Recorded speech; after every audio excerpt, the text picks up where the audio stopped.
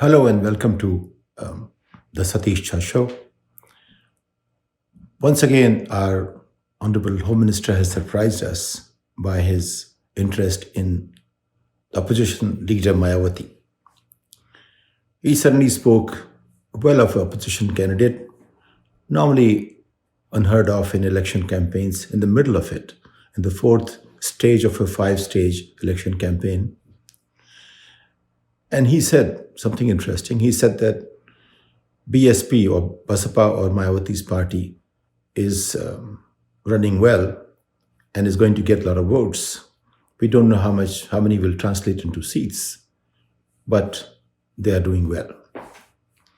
Mayawati was obviously quite ready to compliment him for such a nice observation from him. And of course, she said that she's fighting to gain majority and she's going to form a government. If anyone had doubts, her Secretary General Ibrahim Satish Jha Party, he came forward to say that Mayawati will be the fifth time Chief Minister of Uttar Pradesh. Interestingly, his fifth time is very, very important because she's the only Chief Minister who has been UP, who has led UP 4 times before. The others who led twice, thrice, but she is the only one who has led the state 4 times. And also interesting enough that for almost more than 30 years, Congress has not been in government in Uttar Pradesh. And for the past 18 years, UP has had a kind of stable government. We are seeing that Adityanath is going to complete 5 years. We also saw that Akhilesh Yadav completed 5 years. Before that, Mayawati came close to completing, if you take 2 of her terms, 5 years effectively. And before that, Ghulam Singh Yadav had almost 4 years run. So between Ghulam Singh Yadav, Mayawati, Akhilesh, and Adityanath, we have seen almost 20 years of stable government in Uttar Pradesh. This is government, this is state, where 15 years prior to that, there were about 10 president's rules in between, and most chief ministers were hardly for a year or so. Veer Bahadur Singh had a longer run, but most other chief ministers, they are too numerous to count basically. And prior to that, we had the only chief minister, I believe, who actually completed his full term was Dr. Sampurnanand, right in the very beginning of his formation, I think after Govind Vallabh Pant, who was called in to become Home Minister of India after Sardar Patel's demise. So here is a state which has about 22 crore to 20 million people, and the largest state of India. Population is almost 1/5. Is 1/6 actually at this point in time, and not long ago Uttarakhand was part of it, and it was considered the heart of Indian politics. At one time, Allahabad was the place where, or that region was the place where all the prime ministers came. Nehru, Shastri, Indira Gandhi, take Rajiv Gandhi as part of that. So they all came from one area of Uttar Pradesh near Allahabad. Nehru from Phulpur, Indira Gandhi Raebareli, Rajiv Gandhi was from Amethi, and basically in the same region. So UP was the seat of politics. And once Narasimha Rao famously said that to be the Prime Minister of India, you have to be able to speak Hindi well. And he clearly was not. So we saw him as the appointed Prime Minister, just like we saw Manmohan Singh as appointed Prime Minister. So post Rajiv Gandhi, Congress hasn't won a national election and hasn't even won UP in that sense, where 4 prime ministers came from. In fact, VP Singh also was from the same belt, Banaras area. And Charan Singh also came from Uttar Pradesh, but he was from the west. And altogether, UP is the heart of Indian politics in no uncertain terms. So now what's happening there is that Clearly, BJP is feeling pressure because Amit Shah, not too long back, he was trying to quote Jayant Chaudhary, who is the son of Ajit Singh, who was the son of Charan Singh, who became twice the chief minister of UP and a very short-term prime minister of India. So there is a pedigree there, and Ajit, besides interning with me at one point in time, studied overseas, and clearly he realized that his future lies with someone who becomes a partner, and he chose another young man. Interestingly, Akhilesh and Yogi both are about the same age, but Akhilesh represents the young, and Yogi represents the old, and in some ways decadent, in some ways something from the past. And Jayant Chaudhary, he of course is young. He should be about the same age as, yes, almost the same age, a little younger than Akhilesh. So now that young coalition, on the one hand, and all three candidates basically are seasoned chief ministers. They have given three different tastes to Uttar Pradesh. Mayawati were elephants and her arrogant style.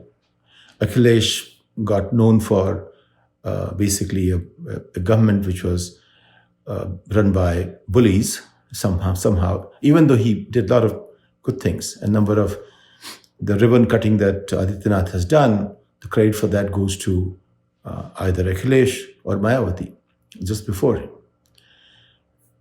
So there are three governments, three chief ministers who have run a stable government for almost a full term, two full term, and third one almost a full term. But both Akhilesh and Mayawati looked like they were sleeping until just about a few months ago. Akhilesh became active a little earlier, but not quite. It didn't seem so. And suddenly these people have come and questioned whatever BJP was hoping will be a cakewalk. So it's not a cakewalk, otherwise Amit Shah will not be quoting Jayant on the one hand and Mayawati here. But Mayawati also has a little history happening in Punjab, where she has joined hands with Shiromani Akali Dal, which has partnered with BJP, which was a partner earlier as well, and she has tied up with them, leaving a room for tying up with BJP in Uttar Pradesh as well. I roamed around a bit in the eastern Uttar Pradesh, and what I heard from many young people, from Muslim communities, from Dalit communities, was one common theme. They said, it's very simple. The BJP has its vote bank more or less tied up. But other parties have to fight for the remainder. So BJP, you can't deny them about 1/3 the vote. 33, 34 to 40% is something they're aiming at. And what they get will decide how many seats they get. But that is what their almost vote bank is. To defeat them, second party has to get as much vote, and they have to look at which seats they can manage. And we're looking at managing more than 200 seats. In that process, if there are four contenders for 60 to 65% votes, how easy it is for them to really get elected. And that is where the rub lies. And they say that Owaisi is basically playing in the hands of BJP, whether he likes it or not, because he should not contest the number of seats which he can't win. If he only contested seats that he was very clearly about to win, it would be a great thing to have. Similarly, Congress knows that it can't win. And if it continues to have field candidates everywhere, its role is going to be to cut the non-BJP votes. And if the two are doing that, and BSP and SP are also basically expanding themselves throughout the state, basically choosing almost all the candidates, then it's a 1 versus 4 fighting for the remaining 2/3. And that reduces the chances of any change as such. So the equation is basically simple, that even though 5 years of Uttar Pradesh governance recently, they've been most questionable from all sides. There's no development, there is no governance. We have seen the kind of laws being passed which just didn't make sense. We have seen a chief minister who basically took away all cases against himself. Now, it's okay, a chief minister can take cases because chief minister represents the government of somebody else, not his own, but he began by taking cases against himself first. And then the whole range of things that have happened in terms of lack of governance, which is so palpable on the one hand, yet the people from the castes which have traditionally played the role of considering themselves higher caste, because I don't like to call a caste higher or lower, but they've been seen as prosperous, traditionally higher castes. They have talked about the 20 years where they were really beaten up. And now finally they have found a chief minister who has given them some room and has placed them vis-a-vis those what they call backward castes. And surprisingly, that word is part of their OBC, etc. classifications. So what has happened is that effectively we have accepted the higher and the lower castes and the backwards, etc. in our dictionary, our common language, our common psychology of understanding our society. And they feel, those upper castes, they feel the yogi, whatever he has done, he has delivered, his party has delivered on three things which the Hindutva wanted. And those three things are primarily 370, which means annexation of Kashmir, or rather removing that special status. That was basic problem they had. Appeasement of Muslims, which is what they have been talking about for ever since they raised head as a party, as a Jansangh, as BJP, and of course Ram Mandir. And they always ask anyone who questions them, we've given you everything you wanted. What else can we give you? Else will keep happening. Everything else will keep happening. So effectively, BJP looks at having delivered whatever the promises they may have made, the three promises, 370, appeasement, and the Mandir. Outside of that, everything else becomes irrelevant, is not meaningful. And that's why you see always the reference to the past, and they keep looking at what are they trying to talk about. We've given them everything.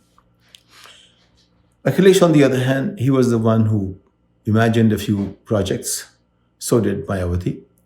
And the ribbon cutting was finally done by Yogi. And of course, you may have heard both Modi and Amit Shah making fun of these people, that they don't even know how to manage a project. Projects keep running, and we are the ones who know how to manage a project, and therefore we are cutting the ribbons and we are delivering them to you. So no matter who imagined, we delivered. That's the approach that Bhajpa is taking. So right now we are in the middle of a major election. All eyes are on UP, because UP will decide what will happen in 24, or that's what we believe. And that depends on how this contest between Mayawati and Akhilesh, with spoilers like Congress and Owaisi, is going to play out. As of now, for good reasons, Amit Shah or BJP are trying to placate BSP's Mayawati, who may become a partner in an eventual case, in case there is a room for that, unless she becomes a major party herself. So this time, is it going to basically bring a new kind of coalition in UP, or will it be a stable party again? So UP has many questions.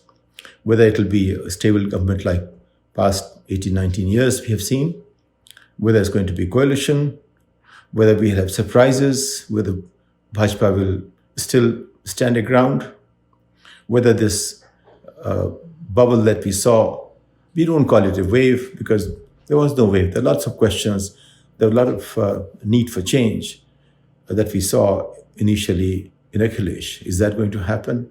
Or is it from somewhere from the back, suddenly Mayawati comes and changes the whole coalition, whole flavor of how UP is going to sit? So that's where suddenly Amit Shah has been coloring the perspective with his own brush. With that, I take you leave for the next episode. Namaskar.